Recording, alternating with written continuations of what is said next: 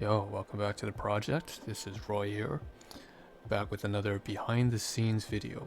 This one we're doing technical stuff once again, and we're covering specifically, in this case, topics related to the YouTube algorithm using keywords in the titles, and also automating the process using a third-party software as a service SaaS company called If This and That, pretty well known. Another related tangent, I guess, is also some research into the people we kind of like are modeling after to a degree, just reactors in general. But we can take a look at the more successful reactors and see what they're doing and how I can sort of model after their titling, you know. We're not going to cover thumbnails, even though I know I need to work on my thumbnails and all that stuff. It's just things that we've covered that we've had to work on the past, let's say 24 to 48 hours, and has left me a bunch of tabs, right? And as usual, I've mentioned this before, but I got this perfectionist OCD type behavior, a bit of neuroticism, a bit of anxiety, which is becoming much more well managed now. I'm getting a lot better thanks to a lot of different sources and people. But needless to say, one of the best things about making a video about this is that I don't feel the compulsion to put it into a goddamn spreadsheet, which is so fucking boring. So without further ado, let's just dive right into it. Before we do that, I want to do something that, again, I've mentioned this in previous streams, but it was always very shoddy and poorly done, is I would go to over here on Twitch and I would just, for shits and giggles, just start off the video. We would go for some Emotional damage. I will send you to Jesus. retro sounds and so on and so forth. So, or some memes, really. No, And that kind of kickstarts our video. Alright, this is supposed to be a more serious video and I'm doing something like that. So dive right into it. The first thing we have on the left hand panel, and I guess I can turn on the volume now. And as well as I can mute Twitch. Oh, I didn't even, shit. So I don't think that was captured, honestly, the sounds, because I had Twitch muted. It doesn't matter. So let's just move ahead over onto what we have to showcase. And that's this. This is oof. Sorry, I just ate some cereal. Some crap. I know, it's like, you eat cereal? You're still a kid. No, it's a magic spoon. It was a gift from my brother. Anyways, Reddit. So this is If This and That right here, and share your latest YouTube uploads on r/video subreddit activity. And so you can basically you can see here there were some issues I had with the applet failing. This was running not just for the day, but ever since I actually had the applet. This was like 3 years ago. I turned it off because it stopped working. The trigger would fail, right? There's a problem with the trigger, it says, and then the action is aborted. So it's supposed to tweet something out every time I upload a video, but it didn't do that. So you can see that If This and That is very, very useful. Gives you some basic data. So when it's connected, last activity. So this is a very recent one, so just like yesterday. It was run once, the applet, and it logs all the activity here, which is where we just were. Now you can also see how many people have used this or have connected to their service. You can connect and disconnect the services. Obviously you have to get If This and That connected to Reddit and YouTube in this case. And here is the author, and the author was legitimately provided by the official companies Google and YouTube. So we go back here, and Google YouTube is really just the same company because YouTube was bought out by Alphabet Google in a while ago. So now you can see a listing of all my applets here that I have active, and the applets that I have inactive. Disact. So the rest down here I can't turn on because actually I'm using a free account, and they have basically a limit of only 5 applets for a free user. But if you turn pro, as it says here, the advertisement, you can get up to 20. And a bunch of other features. You can make more complicated functions, so you can like pair more than just 2 things. Right now I can only say if this, then that. But you can chain together multiple conditional statements. It can be if this, then it uploads to Reddit and Facebook and Twitter. So you can, when you get pro, it's a lot better. Anyways, so these are the ones I have active. So share latest YouTube to our subreddit videos, 4.3k users. Automatically share your videos to a Facebook page, 36.5, huge. And then there's one for a Twitch live stream. If I start my Twitch live stream, it leaves a message on Discord. Same thing here, Twitch live stream over to Twitter, but it's also more specific. This one has a lot of information, and you can tell this one's different from the rest here. Google, Discord provided. This is an applet I actually created myself. So I added the data myself, and you can see the activity. I can publish it because it's my own applet that I pieced together.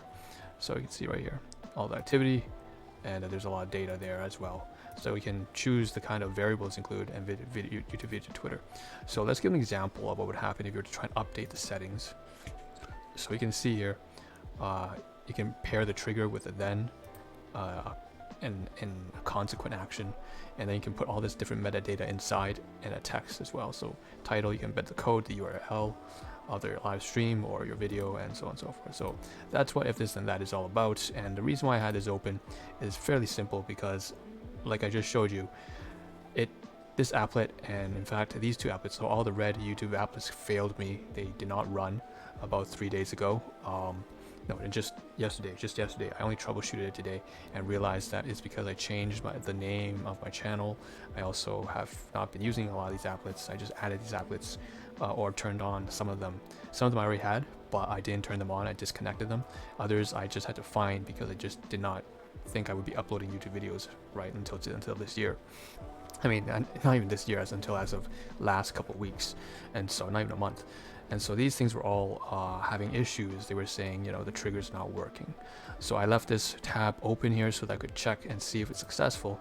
And indeed, I just took a look here, and all the YouTube stuff is now functional. So you can see uploaded by me, and then just yesterday, March 14th at 9 p.m., it failed.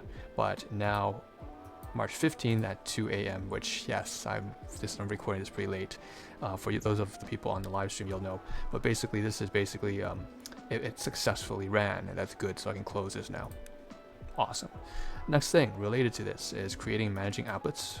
So I was trying to figure out, okay, what's the issue here? Why wasn't it running? What's wrong with the trigger specifically? And honestly, I didn't find any help from here because I couldn't really figure out. It had nothing to do with most of these questions, that's why. But you can see if you do have any issues, you can come to the help center, creating and managing applets, troubleshoot, publish your applets. So let's run through examples, like creating your own applet. How do I edit? How do I turn off? Can I delete? Do applets run retroactively? So what happens if I hit a usage limit, and so on and so forth. So if you have any questions here, some basic questions, some more complicated questions, they will be over here. Can't answer all of it, but of course it's just a help center really. On the note of if this and that, this is an example. So now we're diving over another tab here. This is on Twitter here. We have Pixis the Goat Rebellion Coup. So I'm reacting to Attack on Titan. I'm reacting to Studio Gek, who is reacting to Attack on Titan. So again, react inception.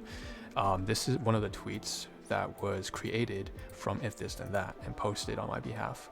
So now it doesn't perform very well. It says only 3 views. Obviously, that's just because it's the first time if I'm really going into this, I'm supposed to add other metadata. I'm supposed to add some hashtags I can just create by default and automate inside that applet, but I haven't. Also, I recognize that this page is just I've had this tab open for like 6 hours, so it probably has like a few more views than that. Anyways, overall it doesn't matter. I don't think this will get any more than like say 20-30 views. That's not the point. The point is that I want to showcase that here is an automated messaging system run on a recurring system schedule by if this and that, just paired together, so we can get rid of this and that together. And good, we're down 3 tabs now. Transition straight over to YouTube because we were just talking about YouTube and if this and that and Twitter. So here's some video analytics here, actually on a basis it's not really that much related to what we were just doing. I just want to get rid of this tab, but you can see here that it's slightly related because it covers analytics. And this is actually my introductory video. Overview, reach, engagement, audience. And what I wanted to do actually was 87 impressions.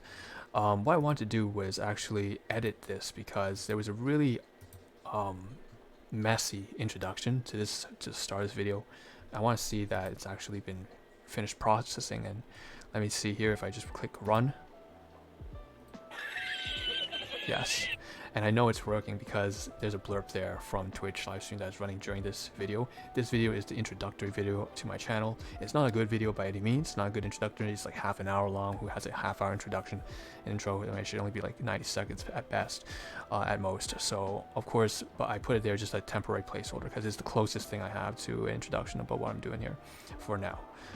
Okay. And it was 32 minutes, but the first 3 minutes were full of garbage. It was a lot of troubleshooting. The blurb wasn't running on Twitch, so I sat there and the stream was like silent with me mumbling in my head to myself. It was stupid. Anyways, I can see right now that basically this has been fully processed. So I edited this intro video on YouTube and I cut and trim it on YouTube. So it actually worked out. That's very nice to see. And it's done now. So if I go to my channel, in fact, why don't we do that right now by closing this and jumping over to say, oh, okay, we do want to cover this. So let's say we cover over here, jump to a new channel here, okay, to a new tab, sorry, and I go home. I go to home. There's the live stream, but there should also be introductory video. Oh, this is because I'm viewing it from my own self. That's why it's not going to show the introductory video. All right, that's fine. That's fine. Whatever. It's not a big deal. But let's go back to customize. Go to the YouTube studio, and then I should be able to see it. I want to make sure that once again, for real, it really is. Oh, ranking by views. What's going on here? Anyways, it doesn't matter. Sometimes stats happen. I don't know what's going on. One new subscriber, whatever. It's not a big deal. So I wanted to see the video, the introductory video. I want to confirm that in fact it is edited properly, and in fact it is 29 minutes instead of 32. So let's get rid of this. That's an extra tab. We shouldn't have done that. And okay, we're going to dive into research now. So one of the things that's been bugging me is that as I try to transfer some edited videos from some short form videos, the shorts, like the YouTube shorts, that's one of the campaigns, the marketing campaigns that YouTube was trying to get in on about a year and a half ago when TikTok started to blow up and everything like that, really crazy. And everyone's going, oh, we need short form videos, you know, only between like 15 seconds to like 50 seconds max, like a minute.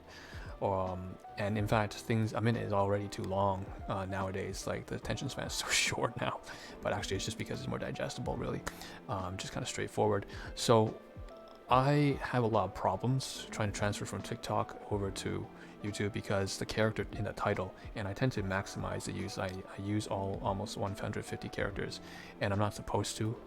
Shorter titles actually perform better because it's just less complicated. Imagine you're somebody scrolling on YouTube and you see this messy long ass title with numbers and emojis. It's just spammy, it's long, it's not good. So you want something short, brief, concise, to the point. Right, here's an example of that. So Alphonse sees his body. Full Metal Alchemist, FMAB. It's not even the title of the anime. It's just an acronym. Episodes this to this, and that's it. And this is from Hyzeton Reacts. I used to watch his stuff when I used to follow with his One Piece reactions a while back. I remember this was probably like 2 years ago. I was having a really rough time at my workplace of 4 to 5 years. It was the last year where I had decided to leave, and there's just a lot of strife, drama in the company between me specifically and other colleagues. So I was not a good influence necessarily myself at the time, although starting out it was a lot better, obviously. And so anyways, that's a side point. The point was I was having a bad time, and I was really just coping really hard. I was watching a lot of videos, I was eating a lot of crappy junk food, I was not sleeping well.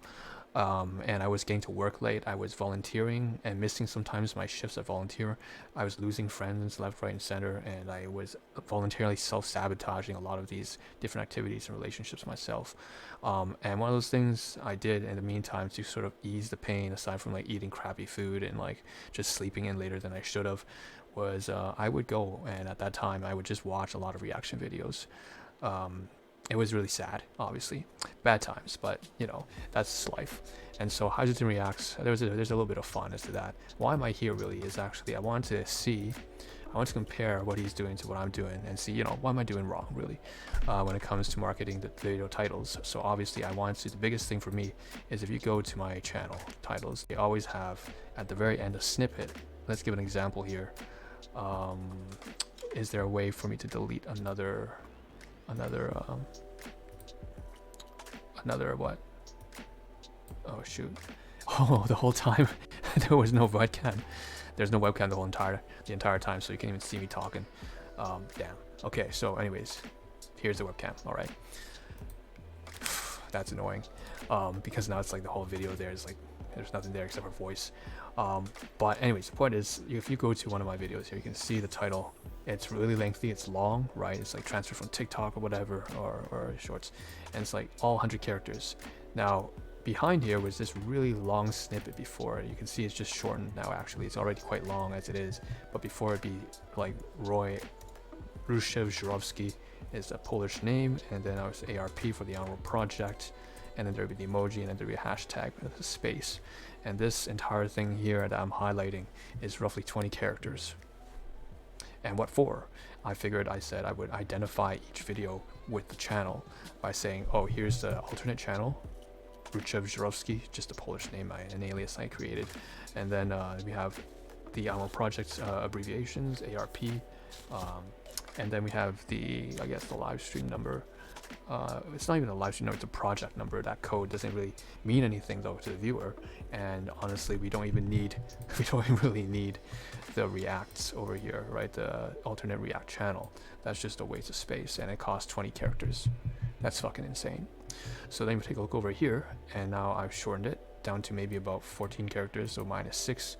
And then that's something that I want to figure out even more. Do I even need this? So it's not, I know I don't need it. I just thought that it might be helpful. But then what happened is I took a look and I said, you know, what's the best way to figure out whether or not this is really a good idea? Overall, is just to go and see how other people do it. Do they have their own channel tags? So for example, if we leave it. Okay, I don't know what's going on here. Go back.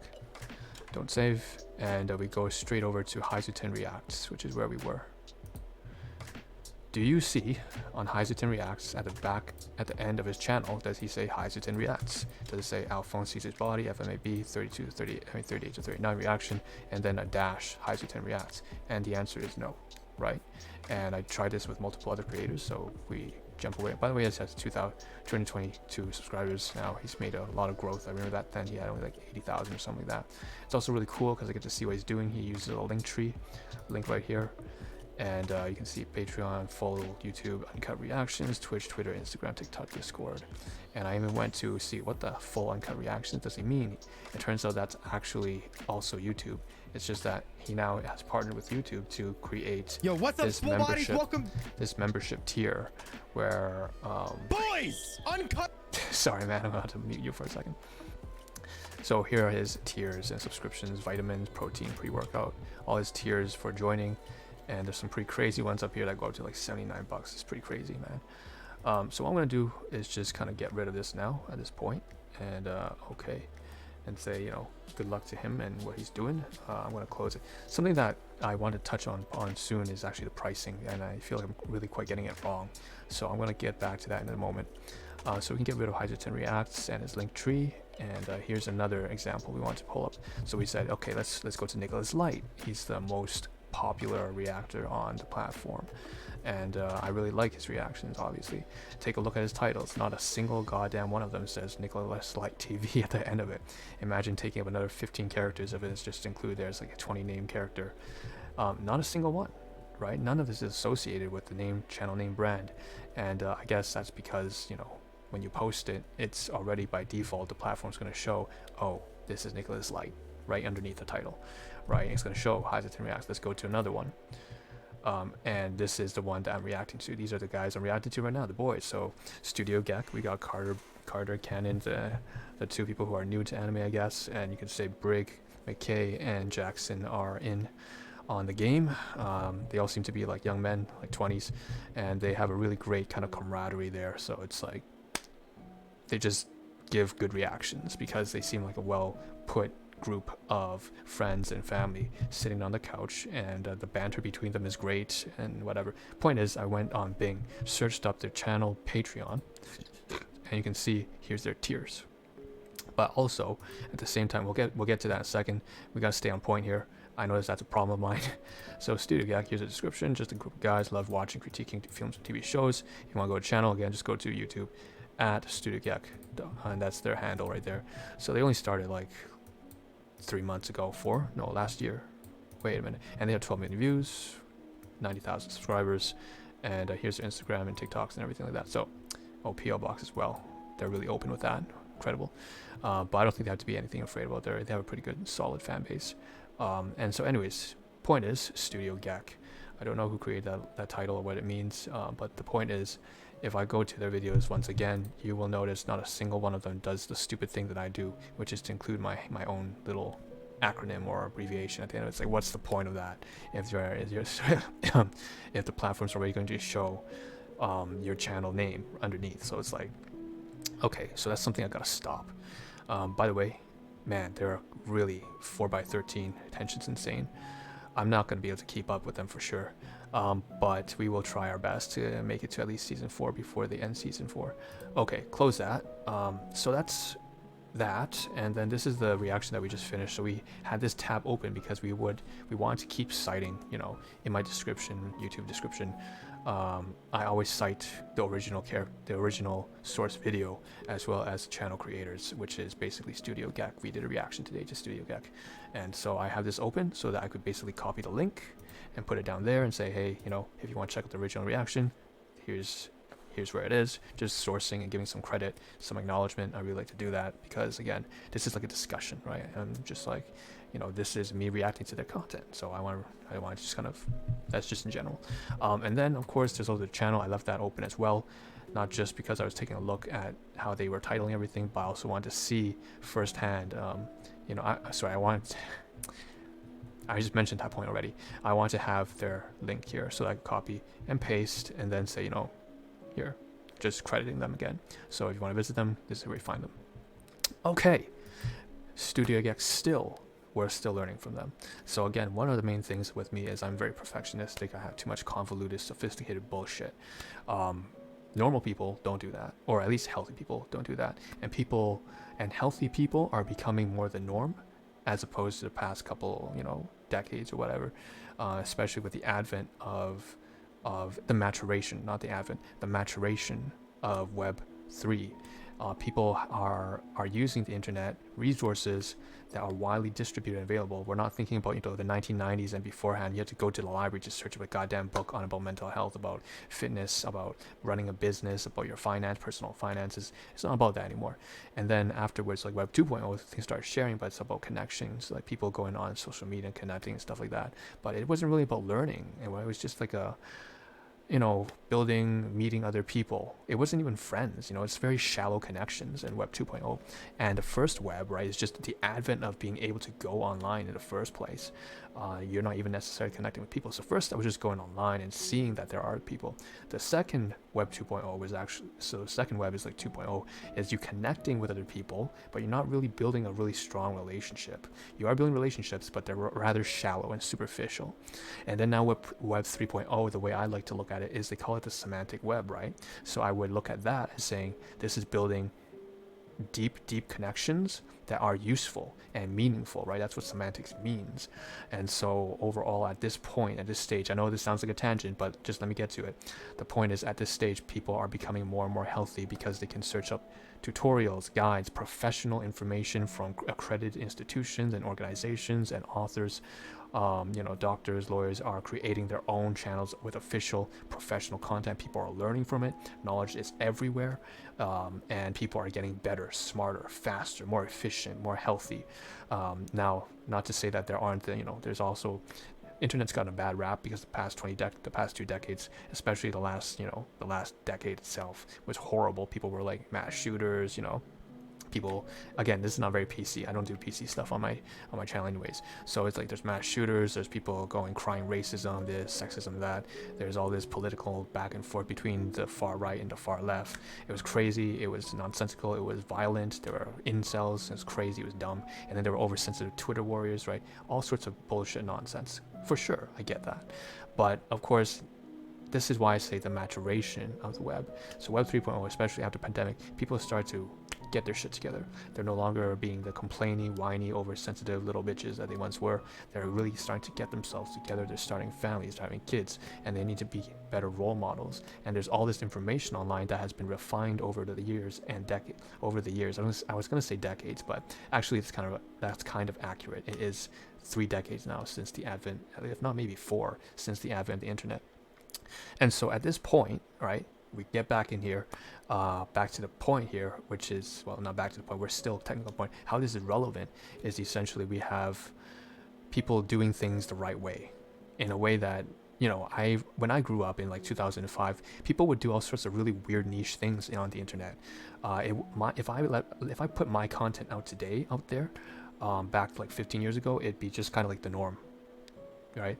It's long, it's convoluted. I've got some, you know, personal issues. It shows in my content, it shows in the way I work. But everyone had their own quirks. They all had their own kind of like faults. Some were nerdy, some were hyper aggressive, some were jocks, right? It was all these like really niche people, pockets of people, and everyone had their own issues, and they had plenty of issues.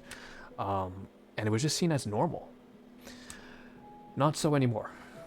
So now everything's being systematized. You can see specifically every time I go to reaction videos, or any sort of professional video, anything, any content is being pushed out, there is a standard now that you've got to adhere to, and the standards are really well done. There's really good brand marketing, there's business sense, there's blah-de-da simplicity, and appropriate copywriting, and the right JPEGs and images, and, you know, all that kind of stuff. So the whole business and health and wealth and everything is just getting better and better. And these young men are, I think, a good example of that. That's what I see here. Basically, you have this group of friends here who just went online, and it was very easy for them, and it's very simple for them. They're not, you know, particularly special, and they're not, but you can see that they're well put together enough. And I go out there in the world, and I see that a lot of people are like this now. They're healthy, they're smart, they're fit, and they are well socialized, and they're just well rounded, right? And one of the key examples of that, so like I said, the if this then that, we're diving back into just the previous thing we talked about. If this and that, we had a way to automate our tweet messages over on Twitter, our uploads to YouTube over onto the subreddit over here as well, and then over to Facebook. So here's an example here. If I go to get the best of our videos, magic, the gathering professor pleading for YouTube to combat scam bots. So a message to YouTube, please help. And this was actually 2 days ago, I believe. It wasn't today's. No, yeah, it was just yesterday. And I was basically sifting through this subreddit because I wanted to understand, okay, what exactly is this subreddit that I'm posting my videos over to? Because, you know, I have heard the reputation from that Redditors are very snobbish and all that stuff.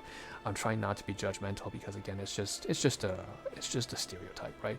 Like, stereotypes thrive online, but of course they hold some general truth, right? Stereotypes also represent something. Okay, so we go down here, and I was thinking, you know, I was a little worried.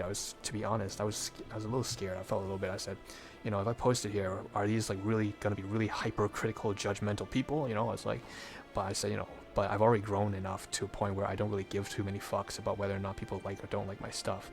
I remember like a couple years ago, like maybe 5-6 years ago, I would get pretty upset if someone posts something bad about me, and I felt like I had to kind of explain and reason to them and be like, oh no, this is just because of this. I don't do that anymore, obviously. It's just personal growth and development, right? I'm having the working through a lot of the issues that developed through a very dysfunctional household and just upbringing, and people have all sorts of different causes. Mine was that, but for sure there were other causes that were more relatable, like, you know, most people are just young. That's something that's in common. If you don't have enough experience, you just allow yourself to be pushed around. That's not got to do with upbringing, that's just got to do with you being young. So at the end of the day, I said, you know, let's just fuck it, you know. I went on this and that. I knew that this, you know, I might get some unsavory reviews. I already have already, and I can deal with it just fine. And I wanted to see, you know, what's the competition like, right? Because it's really a competitive atmosphere. It is a competitive sort of thing, right? You can see what other people are posting online. I said, these are great videos. What do I have on them, right? And so I took a look, and I said, you know, well, I'm not really that much of a competitive person, if I'm being honest. I like to just kind of work and collaborate with people. I'm much more of a collaborator than a competitor. But I will say that at least I had to get understanding of what the competition is. Just because you don't like competition, you don't like to be competitive, doesn't mean you can't be oblivious to it. In other words, this is true for workplace dynamics, it's true for business, it's true for this project. So you go down here and say, you know, a message to YouTube, please help. 490 comments, and you know, this is interesting stuff. I feel like I would watch some of this stuff. In fact, here's a skit, it's not about the nail, and I in fact watched this one because it's relatable. So Michael Yeoh's Tofu Challenge in Wing Chun, so 1994, and I was growing up, you know, I loved these kind of movies, like from the 80s, the Chinese kung fu movies, because, well, I guess that's a dead giveaway. I mean, look at me, right? So like, you know, Jackie Chan, Jet Li, Romeo Must Die, that kind of stuff. I was such a big fan of those kind of things. I loved to, like, when I was growing up, I would be on the mattress and I'd be like jumping on bed, kind of like, you know, throwing like mock punches. I would try to like do calisthenics. I didn't know at the time it was called calisthenics, but nowadays calisthenics is now well known. Before, again, everything was really niche back then, guys. Everything was really, really niche. Calisthenics, who the fuck knew what that was in the 90s, right? But that's something I really enjoyed. The gymnastics, people going on poles and benches, stuff like that.